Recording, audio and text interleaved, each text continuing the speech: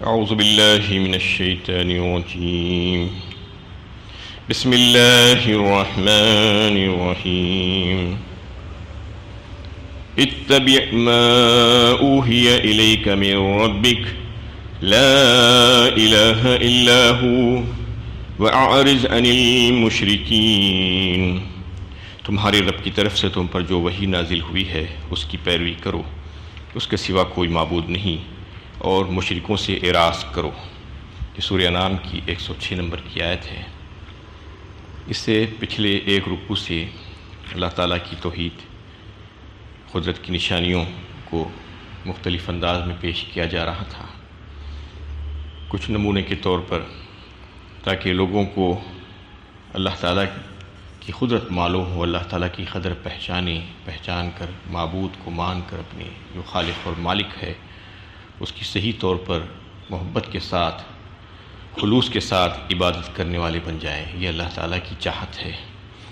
اسی وجہ سے قرآن میں بار بار مختلف انداز میں قدرت کی نشانیوں پر غور و فکر کی دعوت دی جاتی ہے، تاکہ اللہ تعالیٰ کی معرفت حاصل ہو جائے بندے کو۔ اور ان آیتوں میں بھی جو ہے اسی کی طرف اشارہ کیا گیا۔ اس کے بعد اس آیت میں یہ فرمایا جا رہا ہے کہ یہ ساری باتیں، ساری نشانیاں ان لوگوں کے سامنے پیش کر دی گئی ہے، اس کے باوجود بھی اگر کوئی نہیں ماننا چاہتا ہے تو نہ مانے۔ اتبع ما اوحی الیک من ربک، بس آپ کے اوپر یہ ذمہ داری ہے کہ آپ کے رب کی طرف سے جو وحی آپ کے اوپر نازل کی گئی ہے آپ اس کی پیروی کیجیے۔ کون مان رہا ہے، کون نہیں مان رہا ہے، کون اتباع کر رہا ہے، آپ کی نہیں کر رہا ہے، اس کے تعلق سے فکر مت کیجیے۔ آپ کو اس کا ذمہ دار نہیں بنایا گیا ہے کہ زبردستی آپ لوگوں کو ہدایت کے راستے پر لا دیں، زبردستی مسلمان کر دیں، اور وہ لوگوں سے آپ اعراض کیجیے۔ وَأَعْرِضْ عَنِ الْمُشْرِكِينَ فرمایا گیا ہے۔ اعراض کا مطلب یہ ہے کہ توحید کے واضح دلائل ان کو جب پیش کر دیے گئے ہیں، اس کے باوجود بھی وہ اپنے عقائد اور اعمال پر اصرار کر رہے ہیں کہ اسی پر جمے رہیں گے، تو ان کو ان کے حال پر چھوڑ دیں۔ وَلَوْ شَاءَ اللَّهُ مَا أَشْرَكُوا وَمَا جَعَلْنَاكَ عَلَيْهِمْ حَفِيظًا وَمَا أَنْتَ عَلَيْهِمْ بِوَكِيلٍ، اگر اللہ چاہتا تو یہ شرک نہ کرتے، اور ہم نے تم کو ان پر نگران نہیں مقرر کیا ہے، اور نہ تم ان کے ذمہ دار ہو۔ اس میں اللہ تعالیٰ اس بات کو واضح فرما رہے ہیں کہ اگر اللہ تعالیٰ چاہتے تو لوگوں کو زبردستی کر دیتے، مجبور کر دیتے، اور کوئی شرک کر ہی نہیں سکتا تھا، سب کے سب توحید پر جمع ہو جاتے۔ یہ اللہ تعالیٰ کی قدرت میں ہے، لیکن اللہ تعالیٰ کی مشیت کے خلاف ہو جاتا۔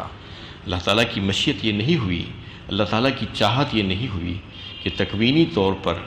جو ہے لوگوں کو زبردستی کر کے مجبور کر دیا جائے گا کہ وہ ایک ہی دین اور توحید پر قائم ہو جائیں، بلکہ ان کو ارادے اور اختیار کی آزادی دے کر چھوڑ دیا گیا، اور ان کو خیر اور شر کی دونوں راہیں بتلا دی گئی۔ اب جو چاہے کرے، آزادی ہے اس کو، چاہے تو وہ اپنے اختیارات کا صحیح استعمال کرتے ہوئے صحیح راستے پر چلے اور اللہ کو، اپنے مالک اور اپنے رب کو راضی کر لے، اور چاہے تو اپنے اختیارات کا ناجائز استعمال کرے، یہ اس کے اوپر ہے۔ اس میں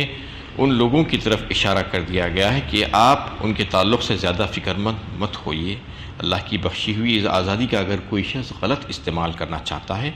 اور تمہاری بات پر کان دھرنا نہیں چاہتا، تو اس کو اس کے حال پر چھوڑ دو، اس کا خمیازہ بھگت لے گا، تمہیں پریشان ہونے کی کوئی ضرورت نہیں ہے۔ اور پھر یہ بات واضح فرما دی گئی کہ ہم نے تم کو ان کے اوپر نگران مقرر نہیں کیا ہے، وَمَا جَعَلْنَاكَ عَلَيْهِمْ حَفِيظًا، اور نہ ہی تم کو ان کے اوپر جو ہے داروغہ کے طور پر مسلط کیا ہے کہ تم زبردستی ان کو منوا لو، یا یہ کہ تمہیں اللہ تعالیٰ کی طرف سے عذاب دینے کے لیے ہم نے جو ہے مقرر کیا ہے، ایسا بھی نہیں ہے، یعنی تم اس کے بھی مختار نہیں ہو، بلکہ تمہارا کام تو یہ ہے کہ اللہ کا پیغام اللہ کے بندوں کو پہنچا دینا۔ یہ کام تم نے کر دیا ہے، اب زیادہ فکر کرنے کی ان کے لیے زیادہ ضرورت نہیں ہے، اور زبردستی آپ کسی کو مسلمان نہیں بنا سکتے۔ اللہ تعالیٰ جس کے لیے چاہتے ہیں ہدایت کے راستے کھولتے ہیں۔ اگر آپ زبردستی کسی کو مسلمان بنا سکتے تو سب سے پہلے آپ اپنے جو عزیز اور محسن چچا تھے ابو طالب، ان کو مسلمان بنا لیتے، جبکہ آپ صلی اللہ علیہ وسلم کے دل میں شدید خواہش تھی کہ ان کے چچا مسلمان ہو جائیں، لیکن ایسا نہیں ہو سکا۔ تو اس میں یہ بتانا مقصود ہے کہ جو بات پیش کرنا ہے پیش کر دیجئے، اس کے بعد آپ ان کے ذمہ دار نہیں ہیں۔ وَلَا تَسُبُّوا الَّذِينَ يَدْعُونَ مِن دُونِ اللَّهِ فَيَسُبُّوا اللَّهَ عَدْوًا بِغَيْرِ عِلْمٍ كَذَلِكَ زَيَّنَّا لِكُلِّ أُمَّةٍ عَمَلُهُمْ ثُمَّ إِلَى رَبِّهِمْ مَرْجِعُهُمْ فَيُنَبِّئُهُم بِمَا كَانُوا يَعْمَلُونَ۔ اور یہ لوگ اللہ کے سوا جن کو پکارتے ہیں ان کو برا بھلا نہ کہو کہ پھر وہ بھی حد سے تجاوز کر کے بے سمجھے بوجھے اللہ کو برا بھلا کہنے لگیں۔ اس طرح ہم نے ہر گروہ کے لیے اس کے عمل کو خوشنما بنا دیا ہے، پھر انہیں اپنے رب ہی کی طرف پلٹ کر جانا ہے، اس وقت وہ انہیں بتا دے گا کہ وہ کیا کرتے رہے ہیں۔ اس میں ان معبودان باطلہ کو برا بھلا کہنے سے روک دیا گیا ہے۔ مطلب یہ ہے کہ مسلمانوں سے کوئی ہدایت دی گئی ہے کہ دیگر جو اقوام ہیں وہ مشرکین، ان کے معبود جو ہیں وہ معبودان باطلہ کے تعلق سے تم کچھ بھی سخت و سست اور شدید بات مت کہو، کیونکہ وہ بھی جہالت میں آ کر اللہ کی شان میں گستاخی کر بیٹھیں گے۔ ایک حدیث میں جیسا کہ آپ صلی اللہ علیہ وسلم نے فرمایا، صحیح مسلم کی حدیث ہے کہ تم اپنے ماں باپ کو گالی مت دو۔ تو صحابہ کرام نے عرض کیا کہ یا رسول اللہ اپنے ماں باپ کو کون گالی دیتا ہے؟ تو آپ صلی اللہ علیہ وسلم نے فرمایا کہ تم اگر کسی کے ماں باپ کو گالی دو گے تو تمہارے ماں باپ کو گالی دینے کا سبب بن جائے گا کہ وہ تمہارے ماں باپ کو گالی دیں گے۔ اسی طریقے سے تم اگر کسی کے معبودوں کو، چاہے وہ باطل معبود ہی کیوں نہ ہو، اگر ان کو گالیاں دیں گے، ان کو سخت و سست کہیں گے تو وہ بھی جو ہے جہالت میں آ کر ایسا ہی اللہ تعالیٰ کی شان میں گستاخی کر بیٹھیں گے۔ لہٰذا یہ طریقہ صحیح نہیں ہے۔ اس کے تعلق سے ابن جریر نے جو ایک روایت نقل کی ہے اس کی شان نزول میں اس آیت کے کہ بتایا کہ ابو طالب جب مرض وفات میں آ گئے تو جو کفار اور یعنی بڑے بڑے سردار تھے کفار کے مشرکین مکہ میں سے، جیسا کہ ابو جہل اور ابو سفیان جب تک اسلام میں نہیں آئے تھے وہ، اور دیگر جو ہے عمرو بن عاص وغیرہ، ان کو یہ فکر لاحق ہوئی کہ ابو طالب اگر اس مرض میں دنیا سے گزر گئے تو ہماری جو شدید عداوت ہے آن حضرت صلی اللہ علیہ وسلم سے، جو تکلیفیں پہنچایا کرتے تھے، ایذائیں پہنچایا کرتے تھے آپ صلی اللہ علیہ وسلم کو، اور مسلسل آپ کو مارنے کے در پر تھے، تو اگر ان کا انتقال ہو گیا اس مرض میں، اور اگر بعد میں ہم نے محمد صلی اللہ علیہ وسلم کو کوئی تکلیف پہنچائیں گے اور ان کو ہلاک کر دیں گے تو دنیا ہمارے اوپر انگلی اٹھائے گی، ہماری عزت اور شرافت پر جو ہے حرف آئے گا، اور لوگ یہ کہیں گے کہ جب تک کہ ابو طالب زندہ تھے انہیں جرت نہیں ہوئی ان کو ہاتھ لگانے کی، جیسے ہی ابو طالب کا انتقال ہوا یہ لوگ جو ہے ایسا کام کر بیٹھے۔ تو لہٰذا انہوں نے سب مشورہ کر کے ایک وفد کی شکل میں ابو طالب کے پاس پہنچ گئے اور جا کر ان سے کہا کہ آپ کا بھتیجا ہمیں بہت تکلیف پہنچاتا ہے، ایذائیں پہنچاتا ہے ہمیں اور ہمارے معبودوں کو، آپ ان کو ایسا کہنے سے روک دیں۔ ابو طالب نے حضرت صلی اللہ علیہ وسلم کو بلوا بھیجا، اور بلا کر جو ہے جب آپ صلی اللہ علیہ وسلم تشریف لائے تو انہوں نے کہا کہ بھتیجے یہ تمہارے جو ہے قوم کے سردار ہیں، یہ تم سے کچھ کہنا چاہ رہے ہیں۔ آپ صلی اللہ علیہ وسلم نے فرمایا کہ کہیے کیا کہنا چاہتے ہیں؟ تو انہوں نے کہا کہ آپ ہمارے معبودوں کو برا بھلا کہنا چھوڑ دیں، آپ جو چاہیں کریں، آپ جس کی چاہے عبادت کریں، جو چاہے مذہب اختیار کریں، ہم آپ کے معبود کو کچھ بھی نہیں کہیں گے، ہمارا اور آپ کا جو دشمنی اور جو ہے مخالفت کا معاملہ ہے وہ سب ختم ہو جائے گا۔ تو اس پر آپ صلی اللہ علیہ وسلم نے فرمایا کہ اچھا ٹھیک ہے، اگر میں تمہاری یہ بات مان لوں تو کیا تم ایک کلمہ کہنے کو تیار ہو جاؤ گے؟ تو اور یہ بھی فرما دیا اس کے ساتھ ساتھ کہ اگر آپ لوگ ایک کلمہ میں جو کہہ رہا ہوں وہ کہہ لو گے تو سارے کا سارا آپ عرب کے مالک ہو جاؤ گے، اور عجم آپ کے قدموں پر نچھاور ہو جائے گا، آپ کا باج گزار ہو جائے گا، آپ لوگوں کی اتباع کرنے لگے گا۔ اس پر ابو جہل نے کہا کہ بھتیجے ایک کیا 10 کلمے کہنے کو ہم تیار ہیں، کہو تو صحیح کیا کہنا چاہ رہے ہو؟ اس پر آپ صلی اللہ علیہ وسلم نے فرمایا کہ کہو لا الہ الا اللہ۔ یہ کہنا تھا کہ بپھر گئے اور غصے سے جو ہے کہنے لگے کہ یہ ہم نہیں کہہ سکتے، اس کے علاوہ اور کوئی بات ہے تو کہو۔ اس پر آپ صلی اللہ علیہ وسلم نے فرمایا کہ اس کے علاوہ اور کوئی بات نہیں ہو سکتی، اور اپنے چچا سے کہہ دیا کہ چچا میں جو ہے اسی بات پر قائم رہوں گا، اور چاہے یہ لوگ میرے ایک ہاتھ پر چاند اور دوسرے ہاتھ پر سورج لا کر رکھ دیں تو بھی میں اسے پھرنے والا نہیں ہوں۔ اس پر ان لوگوں نے غصے میں آ کر، طیش میں آ کر کہا کہ اگر آپ لوگ ہمارے معبودوں کو برا بھلا کہنا نہیں چھوڑیں گے تو ہم بھی آپ کے معبودوں کو جس کی آپ عبادت کرتے ہیں اس کو جو ہے گالیاں دیں گے۔ اس پر یہ آیت نازل ہوئی، اور آپ صلی اللہ علیہ وسلم تو انہیں اخلاقی طور پر اتنے اچھے تھے، اخلاق آپ کے کریمانہ اخلاق تھے، آپ تو ایسا کر ہی نہیں سکتے تھے کہ کسی کو گالیاں دیں، کسی کے معبود کو گالیاں دیں، یہ جو ہے امت کو بتانے کے لیے تھا۔ انہیں ہو سکتا ہے کہ صحابہ کرام نے کبھی ان کے معبودوں کے بارے میں کوئی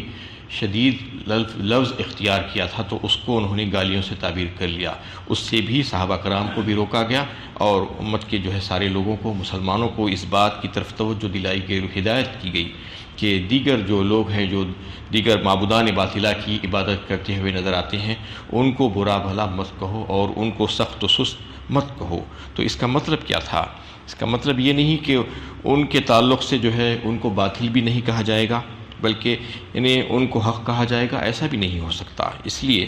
کہ جو حق ہے حق کو واضح کرنا تو ضروری ہے، باطل کو باطل کہنا ضروری ہے، اور اگر زہر کو زہر نہیں کہا جائے گا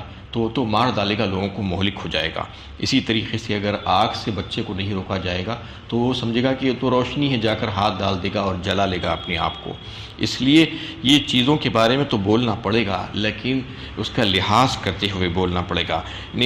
یہ سمجھتے ہوئے کہ اگلے والے کا دل نہ دکھے اور اس کو تکلیف نہ پہنچے۔ اس حکمت عملی کو جو ہے اختیار کرنا بھی ضروری ہے، یعنی جس طرح ہم نے مشرکین کے عمل کو ان کی نظروں میں کھپا دیا ہے، اس طرح ہر گروہ کے لیے اس کے عمل کو خوشنما بنا دیا گیا ہے، اس لیے وہ اس کو اچھا سمجھ کر کرتے ہیں، جیسا کہ اسی آیت کے آخری حصے میں جو بات بتائی گئی كَذَلِكَ زَيَّنَّا لِكُلِّ أُمَّةٍ عَمَلُهُمْ، یعنی ہر گروہ یہ سمجھتا ہے کہ ہم بہت اچھا کر رہے ہیں۔ كُلُّ حِزْبٍ بِمَا لَدَيْهِمْ فَرِحُونَ فرمایا ایک مقام پر سورہ مومنون 18ویں پارے میں، كُلُّ حِزْبٍ بِمَا لَدَيْهِمْ فَرِحُونَ، مطلب یہ ہے کہ ہر گروہ اور ہر جماعت یہ سمجھتی ہے کہ ہم حق پر ہیں، ہم اچھے ہیں، چاہے وہ کتنے گمراہ کیوں نہ ہو، سب کے سب یہ سمجھ رہے ہیں کہ ہم صحیح ہے اور ہم حق پر ہیں۔ تو اس میں ان لوگوں کی طرف توجہ دلائی گئی کہ وہ مشرکین بھی یہی سمجھتے ہیں، وہ معبودان باطل جن کی وہ پرستش اور پوجا کرتے ہیں اس کے تعلق سے بھی ان کا یہی خیال ہے کہ ہم صحیح راستے پر چل رہے ہیں، اس لیے ان کو جو ہے حکمت عملی کے تحت جو ہے سمجھانا چاہیے۔ اور ان کے بتوں کی بے بسی وغیرہ نے تو قرآن بھی واضح کیا ہے، جیسا کہ سورہ حج 17ویں پارے میں جو ہے اللہ تعالیٰ نے اس کی وضاحت کرتے ہوئے یہ بات بتائی کہ کیسے وہ بے بس اور مجبور ہیں، یعنی وہ جو ہے ایک مکھی کو بھی پیدا نہیں کر سکتے اور مکھی اگر ان سے کچھ لے کر چلی جائے تو اس کو چھڑا بھی نہیں سکتے۔ ضعف الطالب والمطلوب فرمایا اس سلسلے میں، یعنی جس سے مانگا جا رہا ہے، جس کو اپنا معبود اور حاجت روا سمجھا جا رہا ہے، وہ بھی کمزور اور بے بس اور مجبور، اور جو مانگ رہے ہیں اس سے وہ بھی بے بس اور مجبور۔ تو ان کی کمزوری اور بے بسی اور محتاجی کو قرآن نے بھی جو ہے اشارہ کیا ہے، متوجہ کیا ہے، اور اسی انداز میں جو ہے ان لوگوں کو یہ باتیں بتائی جا سکتی ہیں اور بتانی جانی چاہیے، لیکن براہ راست حملہ کرنا یہ کوئی صحیح بات نہیں ہے کہ ہر گروہ اپنے عمل کو خوب سمجھ رہا ہے، اس لیے کسی بھی گروہ کے طور طریقوں پر براہ راست حملہ کرنے سے اس کی اصلاح بالکل بھی نہیں ہو سکتی، بلکہ سنجیدگی کے ساتھ اور حکمت کے ساتھ ان کی غلط ہونا اور باطل ہونا ان پر واضح کرے تو امید ہے کہ ان کی اصلاح ہو سکتی ہے۔ اسی لیے کہ واضح ہے کہ ہر گروہ کے اس کے عمل کا خوشنما دکھائی دینا بھی قانون قدرت کے تحت ہی ہے، اللہ تعالیٰ نے ہی ایسا کیا ہے اور قانون قدرت اللہ ہی کا بنایا ہوا ہے۔ اللہ تعالیٰ نے خوشنما کر کے دکھانے کی نسبت اپنی طرف کی ہے، اس لیے کہ سب لوگ اللہ تعالیٰ کی جو ہے پابند ہیں، یعنی جو انسان جو کام کرتا ہے وہ اللہ تعالیٰ کی اجازت سے ہی کرتا ہے۔ تو اللہ تعالیٰ نے مختلف گروہوں کے لوگوں کو ان کے دین پر چلنا جو ہے ان کے لیے ایسا خوشنما کر دیا ہے کہ وہ اس کو صحیح سمجھتے ہیں، لیکن حق اور باطل کا راستہ بھی دکھلا دیا گیا، صحیح اور غلط راہیں بھی بتلا دی گئی اور ان کو خیر اور شر کے راستے دکھلا دیے گئے۔ انبیاء کرام کو بھیجنے کا سلسلہ جاری فرمایا اللہ تعالیٰ نے، آسمانی کتابوں کو بھیجا گیا اور اس میں ہدایت کے راستے دکھلا دیے گئے اس کے ذریعے سے، اور یہ بتا دیا گیا کہ تمہارا مالک اور خالق کیا چاہتا ہے، اس کی مرضیات کیا ہے، وہ کن باتوں سے ناراض ہوتا ہے، یہ ساری باتیں بتا کر لوگوں کو آزادی دی گئی اور اختیارات دے دیے گئے، اور یہ دنیا کی ساری چیزوں کو مزین اور خوشنما دل فریب انداز میں پیش کر دیا گیا، چاہے تو تم اس کو اختیار کرو، چاہے تو اللہ تعالیٰ کا راستہ اختیار کرو، چاہے تو ہدایت کا راستہ اختیار کرو، اس میں اس کی طرف توجہ دلا دی گئی۔ اور آیت کے بالکل آخری حصے میں فرمایا گیا ثم الی ربہم مرجعہم فینبئہم بما کانوا یعملون، اور کوئی یہ نہ سمجھے کہ وہ کہیں بھاگ کر چلا جائے گا، نہیں، ہر ایک کا مرجع اور ہر ایک کا راستہ ایک ہی ہے، اپنے رب ہی کی طرف پلٹنا ہے، چاہے وہ کسی راستے سے جا رہا ہو، اس کو اپنے رب کے پاس جانا ہوگا اور اس کا رب اس سے سوال کرے گا اور اس کو بتا دے گا کہ تم دنیا میں کیا کیا کر کے آئے ہو، تم اگر مجرم کی حیثیت سے آؤ گے تو پھر وہاں پر سزا پانے کے لیے تیار ہو جاؤ، اور اگر تم جو ہے مہمان کی حیثیت سے آؤ گے ہمارے پاس، اللہ تعالیٰ نے فرما دیا کہ تم اگر اچھے کام کر کے ہماری مرضی کے مطابق ایک مہمان بن کر آنا چاہتے ہو تو آؤ، تو پھر تمہارے لیے وہ ساری نعمتوں کی دسترخوان تیار ہے، ورنہ تمہارا حال مجرموں جیسا ہوگا اور تمہارے معاملے میں جو ہے سخت سزائیں تم کو دے دی جائے گی۔ اللہ تعالیٰ سے دعا ہے کہ اللہ تعالیٰ علم و عمل کی توفیق عطا فرمائے اور صحیح عمل کرنا ہمارے لیے آسان کر دے۔ وآخر دعوانا ان الحمد للہ رب العالمین۔